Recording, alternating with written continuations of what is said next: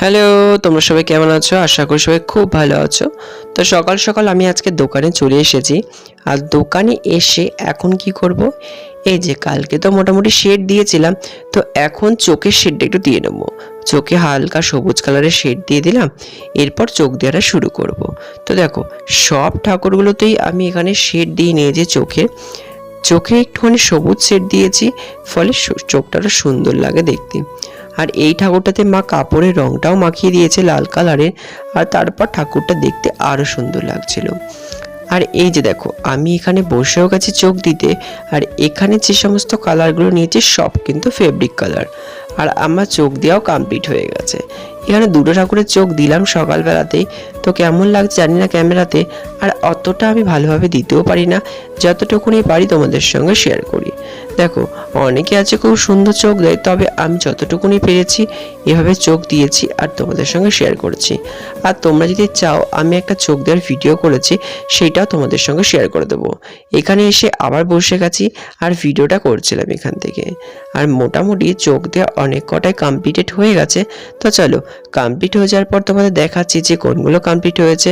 তো এই দিকে দুটো কমপ্লিট হয়ে গেছে, এই দিকে দুটোও কমপ্লিট হয়ে গেছে। আর আমার ক্যামেরাতে যতটুকুনি বোঝা যাচ্ছে ততটুকুনি তোমাদের সঙ্গে শেয়ার করছি।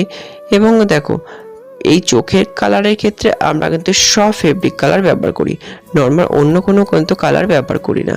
আর এই ঠাকুরটা সত্যি খুব মিষ্টি লাগছিল, আমার কাছে খুব মিষ্টি দেখতে লাগছে। আর এখানে রং তো হয়ে গেছে, আর এই দিকে ঠাকুরগুলো তো হয়ে গেছে।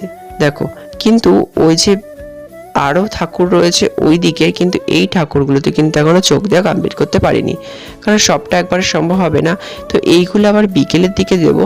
তো চলো, আপাতত এই পর্যন্তই। তো সব বিকেলবেলা আমি আবার চলে এসেছি। তো বিকেলবেলা এখন শুরু করব ওই দিকেরগুলো চোখ দেওয়া।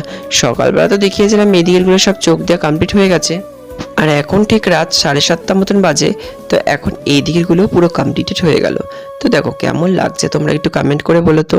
আর এই ঠাকুরটার লুকটা কেমন লাগছে, কাপড়ের কালারটা এটা তো দিয়ে দেওয়া হয়েছে, আর কাপড়টা পুরো লাল কালার করা হয়েছে। আর এর ওপর কি দিয়ে ডিজাইন করলে ভালো লাগবে সেটাও তোমরা একটু কমেন্ট করে বলো। আর এই যে এইটা কি তোমাদের অনেকে মনে রাখতে পারে, এটা হচ্ছে একটা পার্বতী।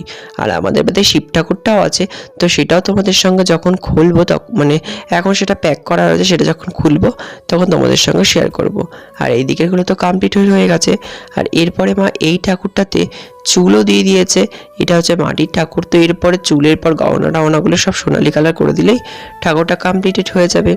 তো আজকের ভিডিওটা এই পর্যন্তই রাখছি। আর তোমরা যদি পছন্দ করো ভিডিওতে প্লিজ একটু লাইক করে দিও, কমেন্ট করে দিও। Thanks for watching.